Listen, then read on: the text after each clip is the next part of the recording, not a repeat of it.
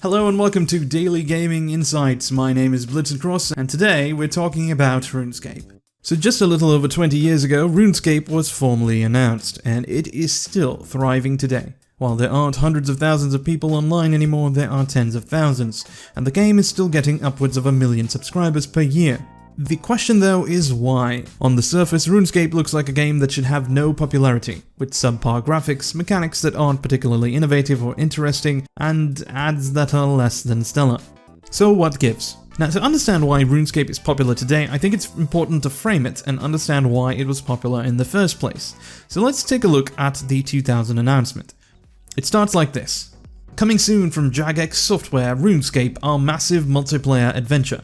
Trade and communicate with other players, learn skills to earn money, or if you're brave, attempt to find riches in the dungeons. Your character will continue to evolve and improve the more you play, with quests to complete for extra rewards. Choose good or evil, the choice is entirely yours. And then there are a list of features. It sounds sort of like an ad more than an announcement of progress, right?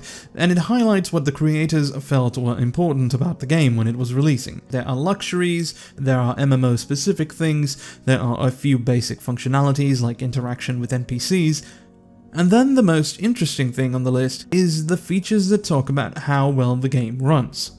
So RuneScape ran fairly well for its time. It could be run in a browser, so you didn't need high specs to play it. In some ways, what RuneScape originally offered was convenience. You had all your MMO features, you had character progression, trade, chat, but you could also play it from anywhere as long as you had an internet connection. And it was free on top of that. But here's where it gets interesting, right? Because RuneScape is not a convenient game. It doesn't build on that initial model of convenience.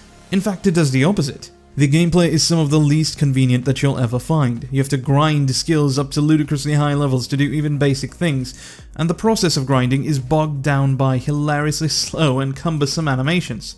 On top of that, there's randomness built into everything, including the attacking of the game. The combat has been described by some as a slot machine with very little reward.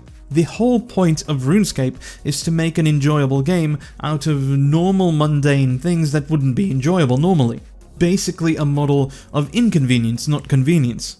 And this juxtaposition, I think, is where the answer is. This is why RuneScape is so powerful. It's a game promoted for its convenience but based on inconvenience. The juxtaposition here is so powerful that RuneScape's inconvenient gameplay has become a meme. And there is a very big meme culture built on top of RuneScape as a base. And this kind of thing is exactly what builds a lasting sense of community and keeps players playing the game for years. Even people who love the game, or especially people who love the game, they joke about it and they bond over those jokes. So I think that this was accidentally a brilliant long-term marketing strategy. Draw in a huge audience with the promise of convenience, but base your game on all the inconvenient aspects of gaming. And then let your fans do the rest. Now obviously if all RuneScape had to offer were convenience, it wouldn't have been enough. It would have disappeared totally, because mobile games happened and stormed the market, and nothing is as convenient as a mobile game. And the design of RuneScape could probably not match the convenience of so many mobile games on the market today. So they would have destroyed RuneScape. But they didn't, and RuneScape is alive, this game, somewhere between an idle game, a persistent browser-based game, and an MMO, a mix of all of those, and no longer even on a browser at all, still has a very strong following. And I think it has those initial marketing decisions to thank for it. So this is Blitzencross signing out for today. I'll see you next time.